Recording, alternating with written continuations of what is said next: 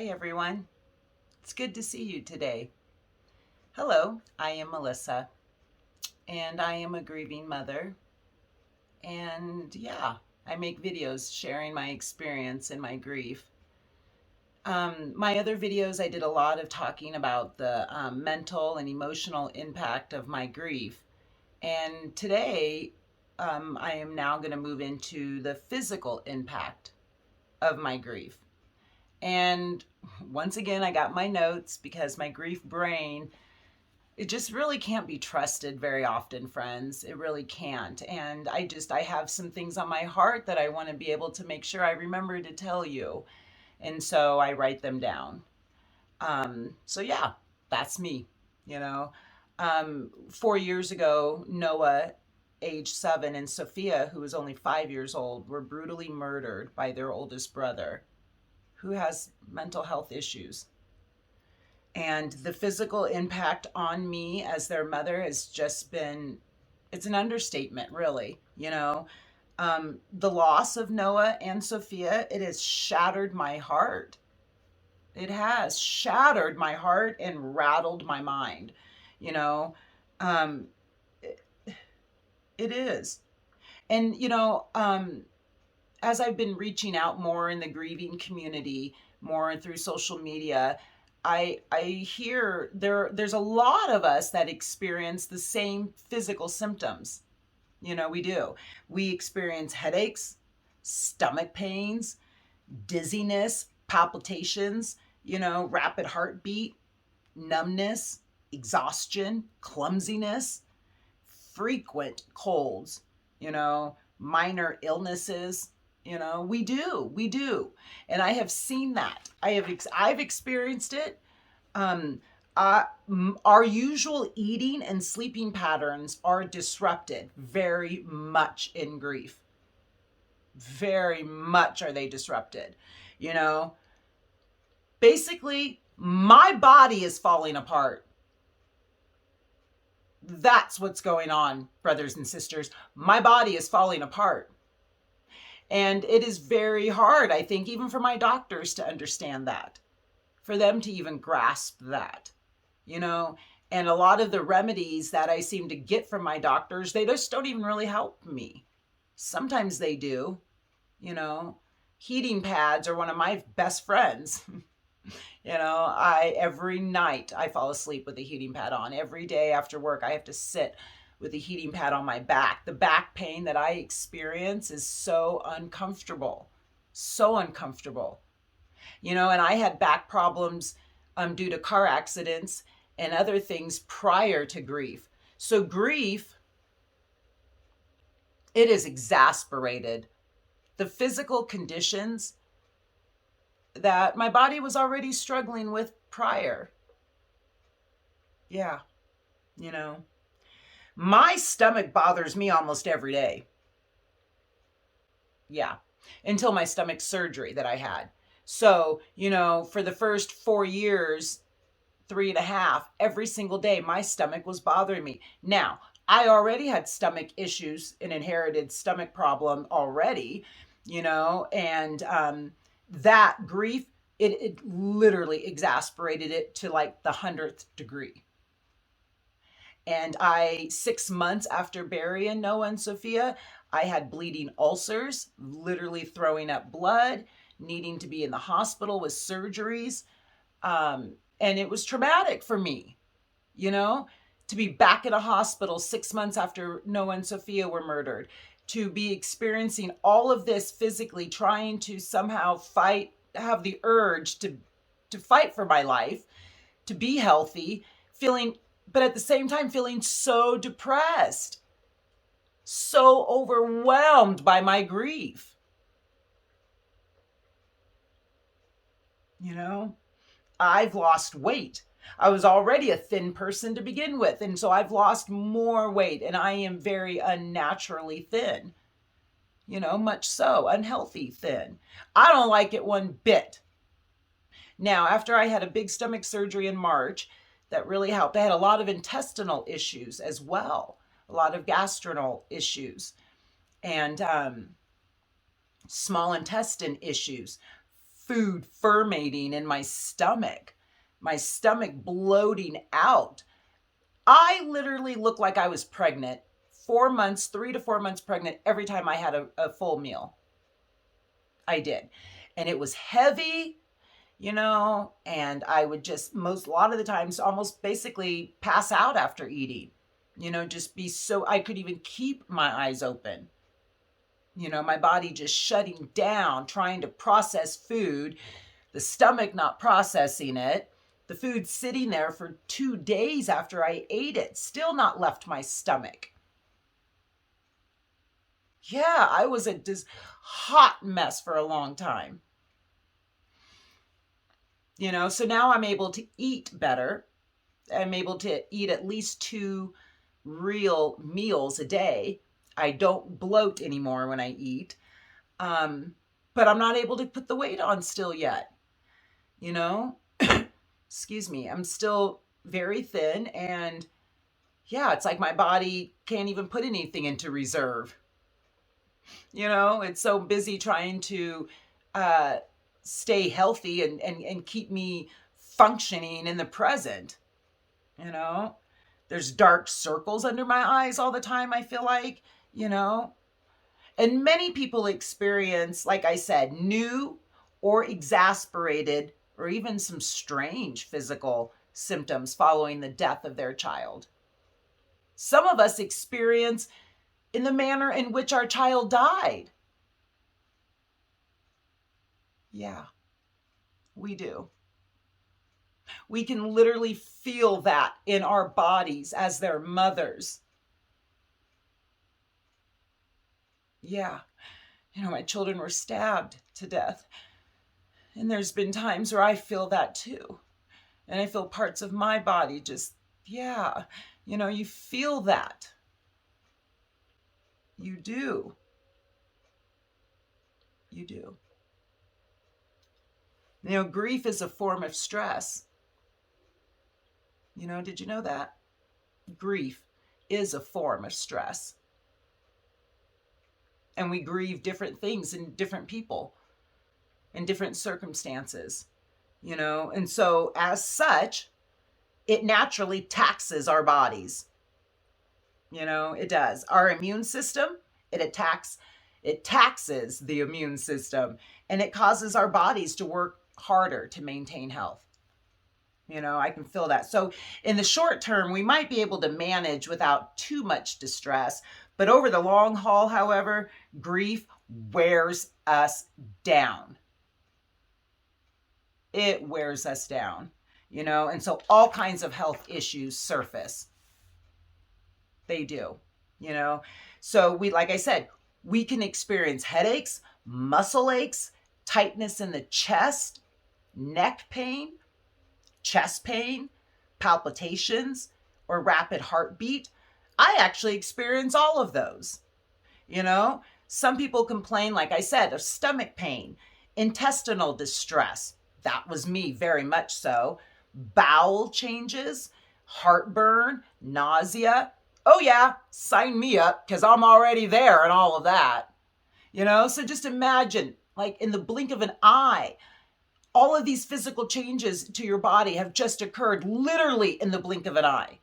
Literally in the blink of an eye. Your bowels are different. You've got heartburn and you didn't have it before. You're nauseated every time you turn around. You just got this gut rot feeling just sitting there all the time. And yes, we tried to medicate it. But it's a piss poor ass Band-Aid, I'll tell you that.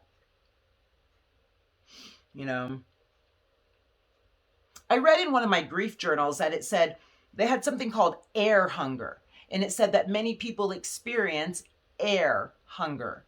Well, what's air hunger? It's the feeling of not being able to get enough air. Oh yeah, I've experienced that. Very much so. Like, there's all this oxygen right here in the room, but yet I feel like I'm struggling to get that breath of air. And frequent colds, persistent respiratory infections. Oh yeah, the list can go on and on, friends. You know, my immune system is suppressed. It is. You know, my body is feeling my distress. My body is feeling my grief. You know, I am more vulnerable physically, and so are you. We are physically more vulnerable in grief. You know, grief is not an illness, friends, like a common cold. Okay? Like, or we can expect to recover and be good as new in a few days. That is not what grief is. That is not what grief is. Grief is more like an extended battle. That's what grief is, or a demanding marathon. That's what grief is like. It demands of you. It demands it of you. You will not be able to escape and ignore your grief for your child. We must learn to pace ourselves and appreciate that our entire system is under duress. We have just got to be able to appreciate that fact, sisters and brothers. We have buried our children. Our child is no longer here on this earth, and our bodies are affected by it greatly so. Greatly so. Weathering this physically challenging storm is a long-term journey. It is. It is. And I know I will be battling this the rest of my earthly life. My body will always physically miss Noah and Sophia. It will. It will. And the Lord has been so graciously, so lovingly, and very, very tenderly getting me to see and take better care of myself, to take my body seriously. That's the key to grieving in a healthy way. The death of Noah and Sophia, it affects my whole person. The whole person of me, it affects. The death of a child affects the entire person of the parent. It does. It does for my husband as well. It affects his entire person. Experiencing these grief-related physical symptoms is natural and common. It is. Just like we feel joy in our bodies and excitement and happiness in our bodies with our children, and when they make us proud or they accomplish something or just their own personal happiness, our bodies feel that with them, and we want to celebrate with them. And when our children are stressed out or sick, we feel that with them. We want to relieve them of their sickness or their stress. So naturally so, when they die, the body's going to feel it. I miss Noah and Sophia so much it literally physically hurts. It does. It does. Grief racks my body, me, body, and soul. It does. It does. Grief is like an earthquake, you guys. I have bruises, scratches, and some deeper wounds. I didn't escape physically. I have got to take my health seriously. Take the health of my husband seriously. The health of our 2 children in our home seriously. I try. Their health is important too. And I see the effects in my teenagers. I do. And I'm going to start making videos about grief and the way my teenagers experience it and the way my husband experiences it. Because we all experience it. We're walking it together, but we're experiencing it differently. We're different people. And we each had our own relationship with Noah and Sophia independently of each other. Elijah and Hannah were Noah and Sophia's big brother and sister. Vinny's their daddy. I'm their mommy. We have different relationships with them. Excuse me. Yeah, and this persistent cough, like I just persistently have like this thing in my chest all the time. Like I'm always feeling like, I swear, if we weren't in COVID pandemic land, I probably, but it's like sometimes I just feel like I'm constantly with mild COVID symptoms, you know, vaccinated and boosted. That I am, and still think like, gosh, but then I'm just like, no, these are really grief. It's grief. It is grief taxing my body physically. So, this got me started because the question in my journal book was, have you noticed any health changes since the death of your child? I was thinking, oh, hell yeah. And I just, like I got done rattling off to you, I had a whole list of them. I have a whole list of them. How about you? Have you noticed any changes in your health since the death of your child? What are some things that you might be able to do to take your body more seriously during this time? And that was a question for me. What can I do to take my body more seriously? You know? And the my journal suggested three things. So basically it probably really truly goes without saying, you know, that to have number 1, good nutrition, eating healthy, hydrating well. Number 2, adequate sleep. Since grief is exhausting, we very much need more of it than normal, even though it is hard to come by. And the third, regular exercise, burns off emotion, releases endorphins. I never can say that word right. Bolsters up the immune system, guys. So, yeah, even if it's just a walk, or I've noticed for me, just doing housework around my house can help energize me, to get up out of that seat, up out of the bed, up out of that spot that I've been sitting in for 2, 3, 4 hours. Not to mention my butt got pretty numb, so it let me know, you've been sitting in this spot a little long, Melissa. Time to move on, you know. Yeah, friends, taking good care of ourselves is one of the most powerful ways we can love our child, love Noah and Sophia, and honor their memory. Yeah. And oh, how extremely helpful is it to have great family and friends around that take your health seriously too, that are willing to help you eat well, sleep well, get out of your house, to do a little shopping or go for a walk. My job is very physically demanding, and it keeps me physically going, and I know my job many days have saved me from that.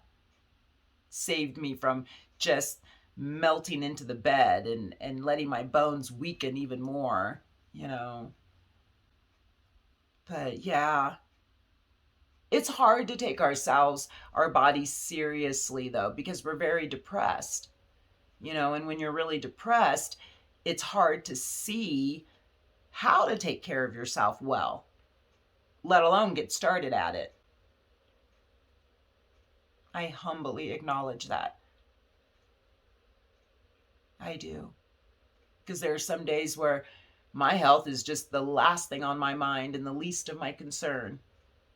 If I ate something healthy today, if I got enough sleep today, and then other days I'm more mindful of it. you know, I definitely am more mindful of it when I want my children to eat healthy. They are great motivators for me to get in the kitchen and cook a decent meal for them, for my husband who's been at work all day eating crap food too, you know. So, hey, whatever the motivation is, ride with it. Take it, ride with it. Trust the Lord for this. Trust the Lord that He is here with you in your grief. He'll show you how to eat. The Bible says sleep comes from the Lord. God will give us sleep. You know, He will. Relief from some of the nightmares that occur in our sleep that prevent us from sleeping.